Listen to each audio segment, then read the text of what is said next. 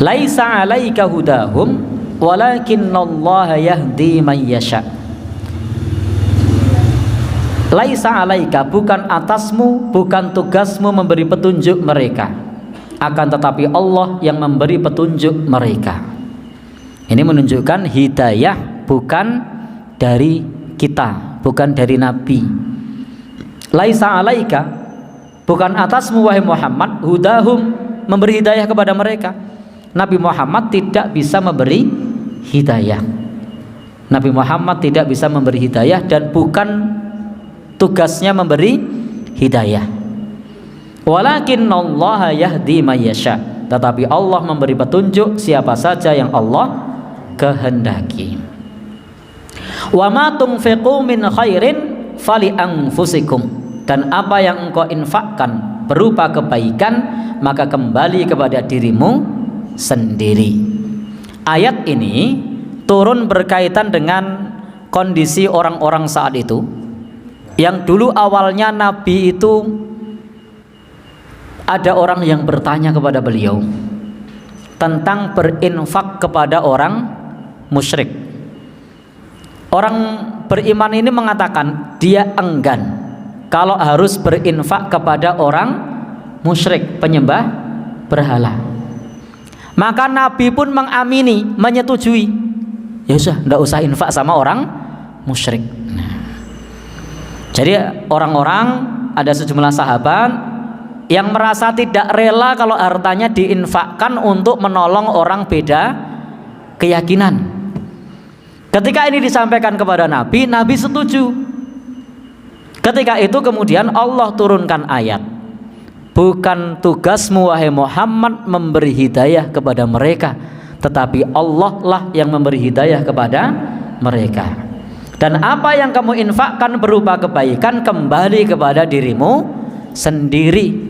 Ayat ini menepis bahwa tidak boleh berinfak kepada orang musyrik, menunjukkan dalam ayat ini tetap dibolehkan berinfak kepada orang beda agama. Tidak apa-apa berinfak kepada orang beda agama, karena akan kembali kepada diri kita sendiri.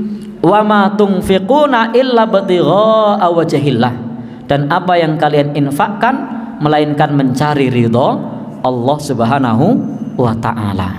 Karena Islam itu sangat menjunjung tinggi nilai-nilai kemanusiaan, sehingga ketika kita mau membantu orang tidak perlu tanya apa agamanya. Jadi kalau mau nolong ya ditolong saja meskipun agamanya bukan Islam, meskipun dia orang musyrik. Karena sebab turun, sababun nuzul dari ayat ini adalah keengganan para sahabat berinfak kepada orang beda agama. Nabi pun pada saat itu ada kecondongan kepada para sahabat, tidak mau memberi kepada orang musyrik. Maka Allah tegaskan kepada beliau, bukan tugas Nabi memberi hidayah, tapi Allah yang memberi hidayah. Dan apa yang diinfakkan berupa kebaikan akan kembali kepada diri kita sendiri. Dan apa yang kita infakkan untuk mencari ridho Allah, maka Allah Subhanahu wa taala akan memberikan balasannya, yakni wa ma tunfiqu min khairi yuwaffa ilaikum. Maka Allah akan cukupkan kepada kita, wa antum la tudlamun, dan kalian tidak dianiaya, tidak dizalimi. Jadi Bapak Ibu menegaskan di sini bahwa Islam itu betul-betul mengajarkan kepada kita untuk menjunjung tinggi nilai-nilai kemanusiaan. Ayat yang lain juga menjelaskan kepada kita, wala tajrimannakum syana'anu qaumin ala alla ta'dilu i'dilu huwa aqrabu littaqwa. Janganlah kebencianmu kepada suatu kaum membuat kamu berlaku tidak adil. Berbuat adillah, dan adil itu lebih dekat kepada takwa. Apa kata Al-Quran?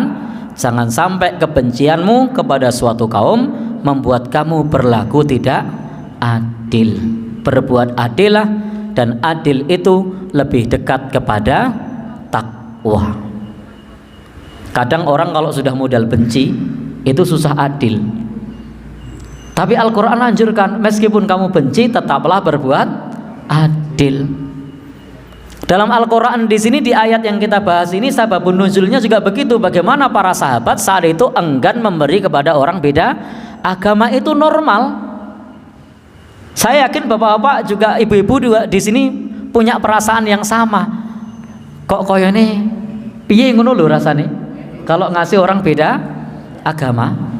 Tapi ternyata Al-Quran tidak begitu. Al-Quran tetap menjelaskan kepada kita meskipun infak kita kepada beda agama itu tetap berpahala.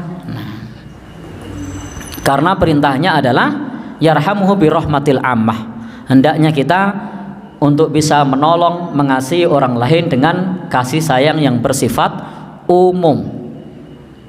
Maka di dalam pergaulan sosial kepada orang yang berbeda agama itu anjurannya adalah untuk bisa seperti kait amihi inja'a, memberi makan ketika mereka lapar, wa mudawatihi in marido, memberikan obat ketika mereka sakit. Jadi kalau ada orang beda agama lapar, kalau butuh makan kasih makan, kalau mereka butuh obat kasih obat. Wasaqyihi in atisha, termasuk memberi minum jika mereka haus. Demikian pula ka'inqadhi anit tahlukah, menghindarkan mereka dari mara bahaya. Jadi bukan berarti kalau berbeda agama, berbeda keyakinan lalu kita boleh mencelakai. Tidak boleh. Jadi kita tidak boleh mencelakai.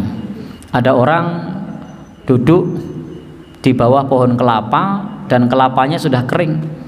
Kita tahu itu kelapa sudah kering, angin mau buat mapit, dan kita lihat orang non muslim duduk di bawahnya. Mau diingetin apa enggak itu?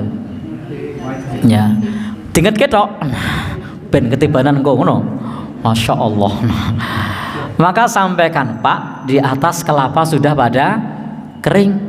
Silahkan duduk di tempat yang lain. Dalam rangka apa? Menghindarkan dari mara bahaya. Meskipun tadi yang kita ingatkan adalah orang yang berbeda agama. Demikian pula berusaha untuk tidak mengganggu mereka. Adamu adhiyatihi fi malihi wa damihi wa irtihi. Tidak boleh mengganggu hartanya, tidak boleh mengganggu darahnya, tidak boleh mengganggu kehormatannya. Jadi kepada orang beda agama itu hartanya jangan diganggu, darahnya jangan diganggu, jangan disakiti maksudnya. Kemudian apalagi kehormatannya juga tidak boleh diganggu. Sebenarnya kalau kita konsekuen dengan ajaran Islam, ajaran Rasul itu indah. Hanya saja memang kadang-kadang ya emosi. Apa mana selain emosi? Modalnya sudah benci itu. Modalnya wis benci, wis mangkel, wis ra seneng ya itu sudah. Baik. Bahkan di kitab Adabul Mufrad itu ada seorang sahabat yang bertanya ketika hendak memberi hadiah kepada tetangganya, dan sahabat ini punya tetangga, dan tetangga dekatnya ini adalah Yahudi. Maka dia bertanya, wahai Rasulullah, kepada siapakah saya harus bersedekah kepada tetangga saya? Maka apa kata Nabi? Nabi menjelaskan, aqrabuhuma baban, bersedekahlah kepada yang pintunya paling dekat dengan rumahmu. Dan sahabatnya mengatakan Yahudi. Lalu Nabi menjelaskan, menganjurkan untuk berbuat baik diutamakan yang pintunya paling dekat, meskipun itu beda agama. Yahudi pula, beda agama, Yahudi pula.